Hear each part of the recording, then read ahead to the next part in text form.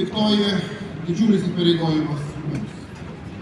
Aš tikiu, kad šiandien ateinam mes, vėliau ateis mūsų vaikai, vaikų vaikai, kai jau mūsų nebebus. Ir kai ateis ir pagerbs mūsų sausio 13 aukas, mūsų laisvės gynėjus. Ir kol Lietuva gyvos, tol ta pagarba išliks. Kai keliam akis į dangų ir jiems dėkojam, visi puikiai suprantam, kad jų auka atvėrė šiandien mums galimybę gyventi laisvoj ir nepriklausomoj Lietuvoj.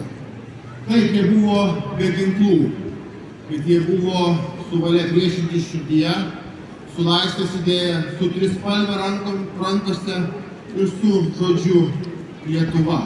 Jie jau tada atsisakė būti grąžinti į sovietinį kalėjimą. Sausio 13 simbolizuoja gėrio ir blogio kovą. Ir gėris visada laimi. Koks bebūtų tas blogis ginkluotas, gėris visada laimės. Kaip šviesa laimi prieš tamsą, kaip viltis laimi prieš desperaciją. Sausio 13 ir mums įpareigojimas pažvelgti į save šiandien.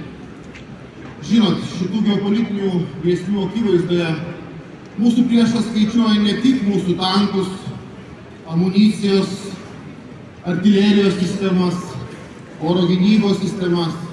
Jis skaičiuoja, ar tauta turi valią ginti savo valstybę. Nes priešas laimi ne tada, kai jau kelia svetimas vėliavas ir griauna mūsų paminklus, o tada, kai jis palaužia mūsų valią ginti savo valstybę. Iš čia ir sausio 13 įpareigojimas – būti vieningi.